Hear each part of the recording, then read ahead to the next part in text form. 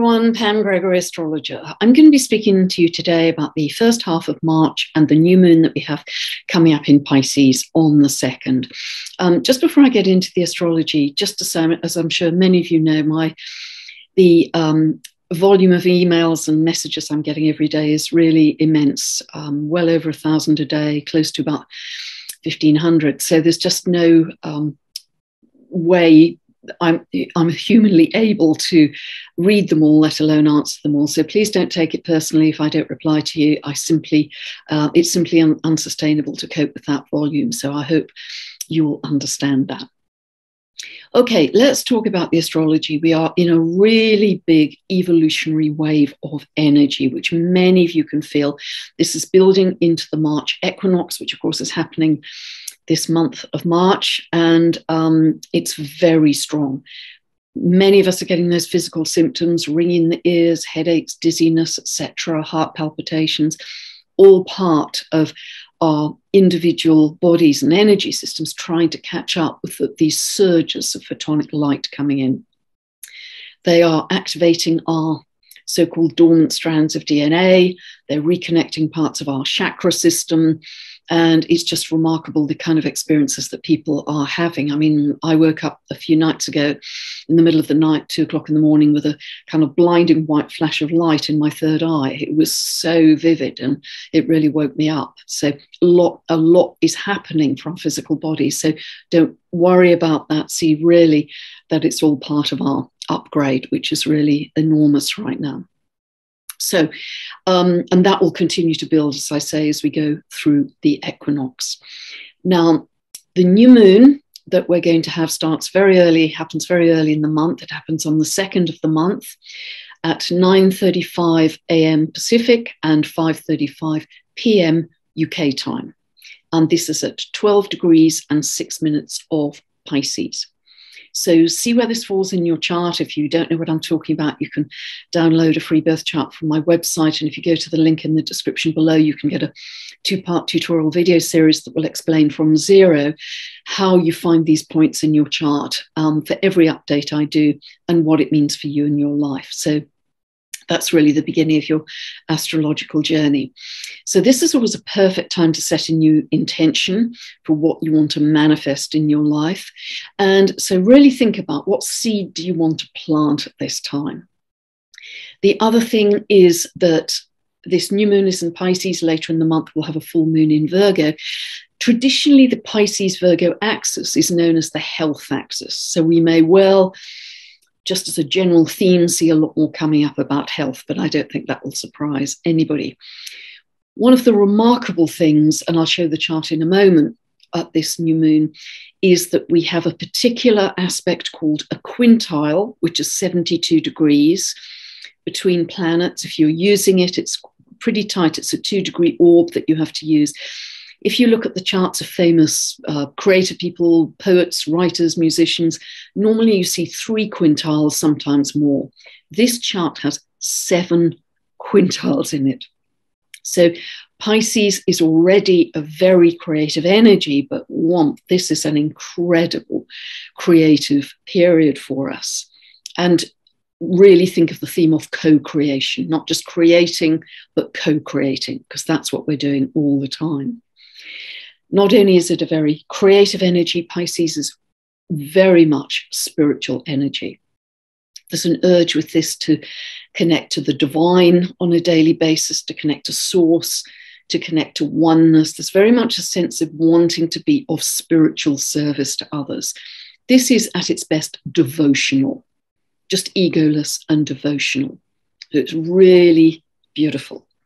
So let me now share the chart with you, and I'll take you through more of the detail.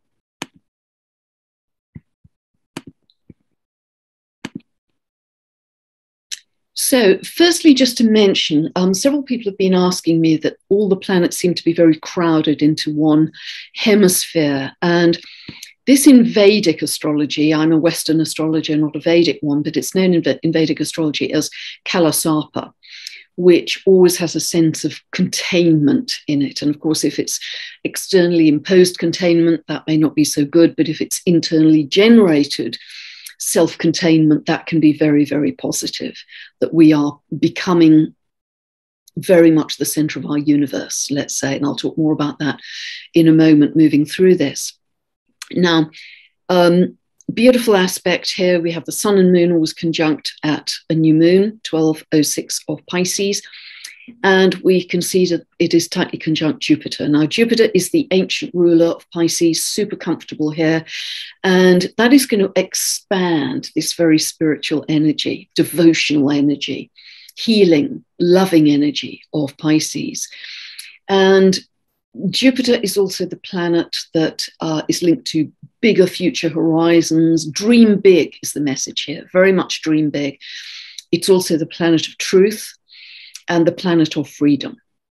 So there can be some interesting themes coming up. Now, I made a video about the Neptune-Jupiter conjunction, which is going to be exact on the 12th of April. I'll put the link for that below. We are already into that energy now, because you can see that although the sun and moon are too far from Neptune, they're 10 degrees away, but Jupiter is now in an operational conjunction to Neptune. So what this new moon is going to give us is a glimpse of what is likely to happen building into April, a glimpse of that. Now, this can be really beautiful, high frequency, angelic, blissful energy.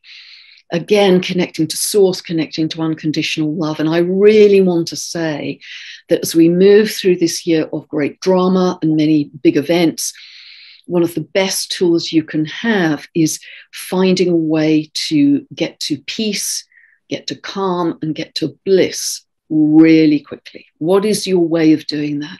Is it closing your eyes and dropping into your breath? Is it gazing at a candle flame? Is it hugging a tree? What is it? But have a super fast default way of getting to that. That will be very valuable going through this year of drama.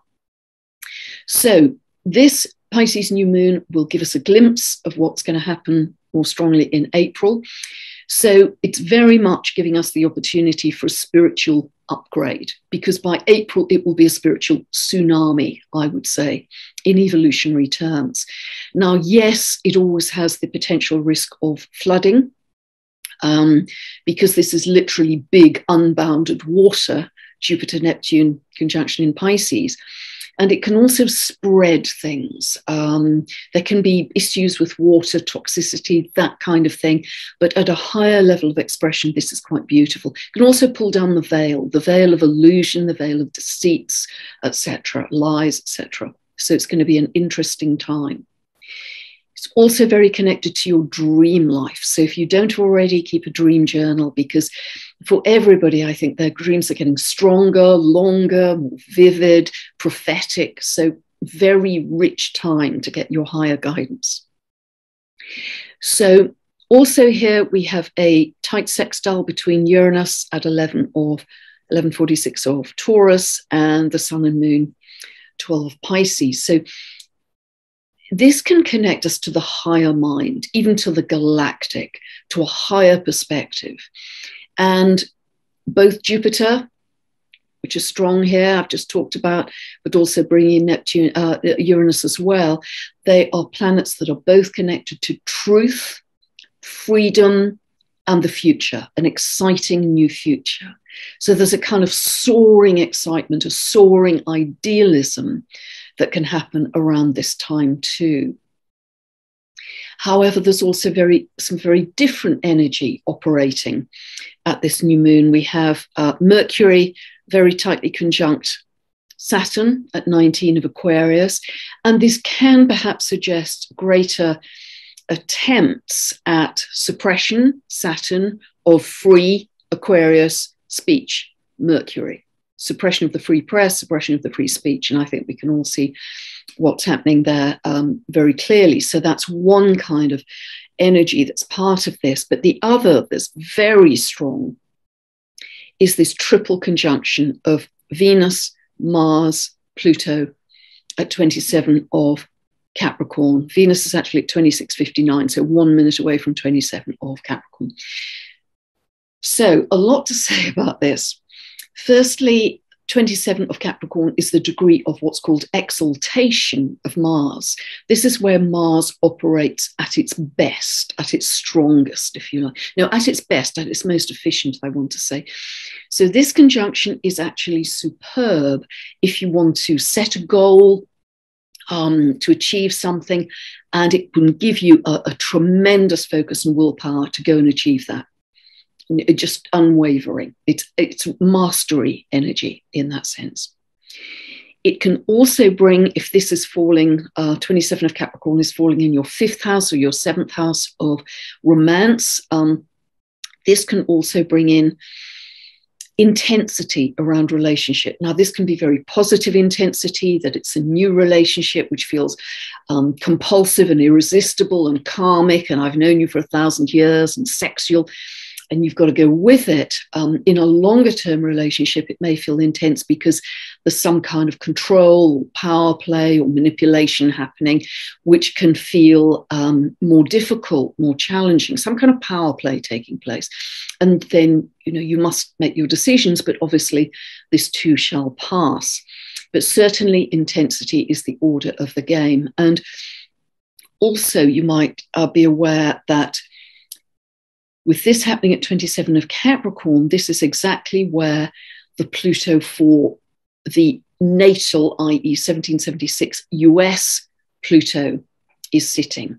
So I've got a separate video on the US Pluto return. Again, I'll put that link below, because transiting Pluto is coming back to its so-called natal place, birthplace, if you like, for the US at the Declaration of Independence at that 1776 date. And it is the first time it has done that in 246 years. So this is the beginning of a process of spiritual transformation for the US. And I've talked a great deal about that in a separate video. It's just the beginning. Now, the exact conjunction between Pluto was 22nd of February. It will repeat again in July, it will repeat again in December, but it's essentially the beginning of several years of process of spiritual transformation for the US that will be financial, economic, constitutional, political, etc. Talked about that separately. But what this Venus-Mars conjunction with Pluto will do is energize, is pour energy into that Pluto return as well. What is also important here is that Venus and Mars are actually the rulers of the transiting nodal axis, because our north node is in Taurus, ruled by Venus, and the south node, not usually shown in a chart, is in Scorpio. The ancient ruler of Scorpio is Mars. So this tight conjunction, almost exact conjunction, will strengthen the themes around the nodal axis, and it's staying in those signs until mid-2023. So let me just remind you, the themes around Taurus are to do with banking, economics, finance, currency, our food supplies, our agriculture, our natural resources, the land, nature, and also getting back to the simplest. For many of us, there's this kind of yearning to go back to the simple, planting food, planting seeds, beautiful. For Scorpio, the South Node, which is what we're releasing as we move through these 18 months, also, Taurus Scorpio is the financial axis very much. So Scorpio is also to do with money, big money very often, secrets of the rich and powerful in terms of money and sex, also to do with things like loans, mortgages, debts, defaults, taxes, big investments, that kind of thing. It's also the sign that's linked to toxicity of various kinds. And it's also the sign very much that's linked with betrayal, where you have a sudden revelation. There's going to be much truth coming out through these months. I've promised you that. Revelations and revolutions. There's no doubt about the revolutions, I think, happening right now. That with any truth that you see coming out, and then you can't unsee it, there's a sense of shock to the trust. So this is a sense of betrayal that could be coming in that we need to process as well. So, and the conjunction, particularly any hard aspect between Mars and Pluto, this is tough energy. This is yang, primal, even brutal energy. This could bring up saber rattling of war at this time, battling war. But also at the same time, we have this ongoing square with Eris in Aries, 2354 of Aries, on an ongoing long-term square to certainly Pluto and to this triple conjunction. So this is still going to be people on the streets who are fighting for freedom, justice, for everyone to be heard. It doesn't have to be aggressive or violent, it can be very peaceful. But that is part of this picture ongoing too. And of course, as I say, we've seen revolutions happening all over the world, not of course on mainstream news, if you're watching that. Now, just the final thing to say in this chart before I stop sharing is we have a very tight semi-square, 45-degree angle, semi-square between the sun and moon and this triple conjunction.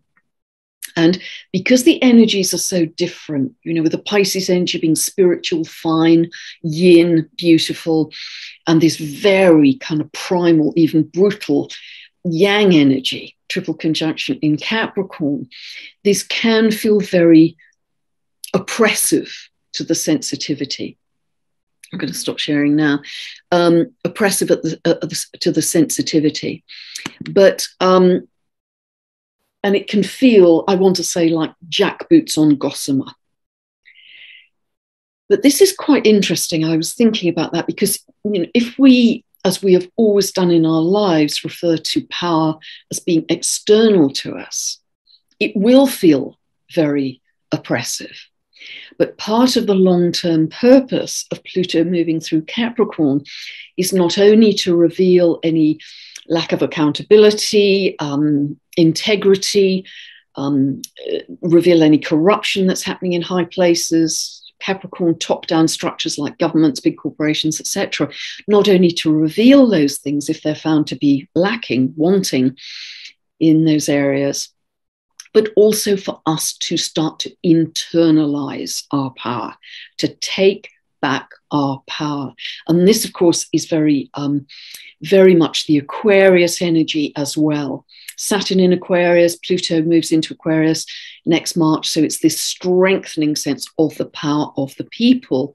But we are starting to learn, and that is such an important tool this year, this flip, if you like, of shifting to a reference of external power to internal power.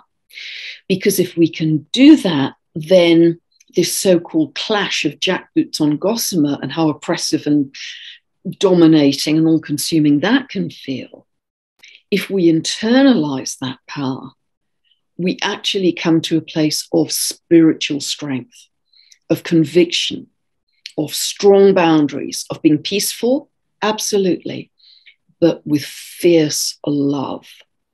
And a revolution of love is starting to happen across the world. I don't know if you can feel it, I can feel it. A revolution of love. So being a spiritual warrior in a very peaceful way, but standing in your center, standing your ground, knowing your boundaries with fierce love for humanity. And that's what gets to be very exciting, and it can shift us from feeling like a victim. It's so common even today that people still feel that planets do things to us or come at us.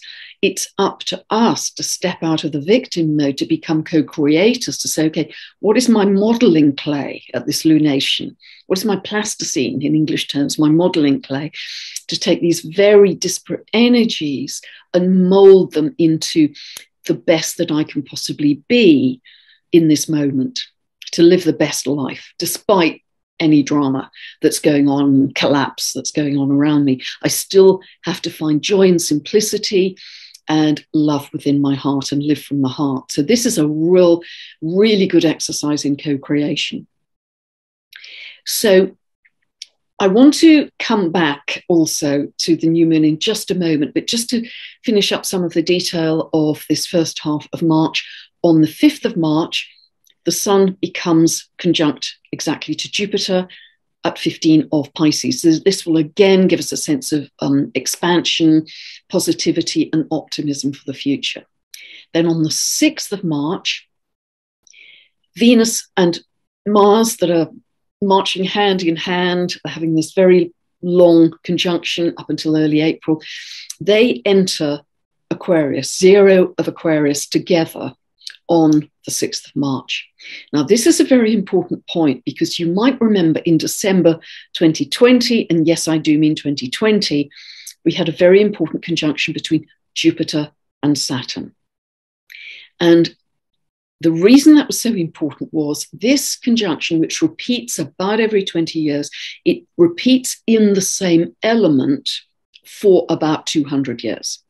And it had been repeating in the element of Earth for about 200 years until December 2020, when it moved into Aquarius, 0 of Aquarius, which is an air sign. And it will repeat in air signs for about another 200 years. Now, what the Jupiter-Saturn conjunction does is kind of create the zeitgeist, or the social and political paradigm that is prevailing for our times. So clearly, this is a very big shift in the zeitgeist. Our social and political structures were moving from Earth, which is kind of ownership, bricks and mortar, territorial materialism, I want to say. You know, this is mine, to, you know, you're defined by your title and what you earn, to something which is much more community-based, collaborative, shared experiences, and people coming together. And so this move of Venus and Mars together into 0 of Aquarius acts like an exclamation mark to all of that Aquarius energy of the power of the people moving forwards. And that, I think, is really exciting. It also talks about finding your family of frequency, finding your like tribe, online or in person, finding your like-minded people, your family of frequency, with whom you can move forwards into your future. Then on the 13th of March, we have the Sun conjunct Neptune at 22 of Pisces. That is a beautiful day to create, to meditate. It's dreamy, fine, altered state energy where you lose a sense of time and space. And that is a great place from which to create, which to manifest. So beautiful. I want to come back to the new moon because I showed the chart and Jupiter is at 14 of Pisces, Neptune is at 22 of Pisces. So the midpoint, and as I said, really they are operationally now in conjunction, but the midpoint of those precisely is 18 of Pisces. And I promised you that this year I would get a little more into the dwarf planets, the Kuiper belt objects, and talk about those. And at 18 of Pisces, exactly at the midpoint of Jupiter and Neptune, we have a Kuiper belt object called Teharonhiawako. Teharonhiawako. I'm going to put the spelling below in the description so I don't have hundreds of people writing to me asking how you spell it. So Teharonhiawako has 295-year orbit. They orbit very slowly because they're so far out in space. He's the Iroquois farmer god who is deeply connected to the earth, connected to the land, very much connected to tribal traditions, ancestry, absolutely operating out of integrity, a clear moral compass, honesty, high principle. And he very much wants to defend the land and the people. And his archetype was, and just to say as well, one of the key elements of his symbolism is that he plants seeds. He's a farmer god. He's a creator god and a farmer god. And he plants seeds for our future. He plants seeds for our future food. So the food will always be available for us.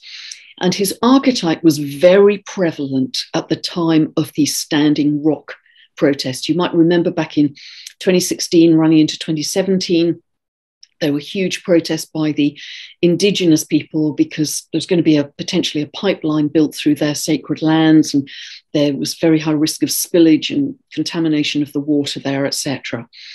And there were many, many extended protests there against this. And that is really what Teharonhiawako stands for. He defends the people, he defends earth, nature, the land. So it's a beautiful, beautiful archetype to start to bring into our consciousness. And I think it's very relevant for our times as well. It's so relevant to the Taurus energy, to the Eris energy. And perhaps when I'm talking about these new dwarf planets, you think, oh, well, that's so kind of crazily abstract. Well, I think we've always thought that with new planets coming into our discovery, that, oh, that seems kind of, how is that relevant to my life? But we only discover them, or astronomers only discover them, when we are ready to incorporate them into our consciousness. And that's what this is about. And, that so many of them are about reconnecting to nature and reconnecting to our earth, that is going, of course, through her own upgrade too. It's all part of, we're all interconnected as part of that process. Huge evolutionary waves of energy. And the speed at which we are moving in this upgrade is astonishing. It's dizzying. And literally, that's why people are often feeling dizzy and ringing in the ears, etc. It is a dizzying pace of ascension. So I hope that's helped you. If you'd like more information about my books, my teaching videos, my long monthly newsletter, just check out my website, pamgregory.com, and have a wonderful new moon in Pisces on the 2nd of March that will give us a very interesting glimpse into the future of the Jupiter-Neptune conjunction in April. Thanks so much for listening. Bye for now.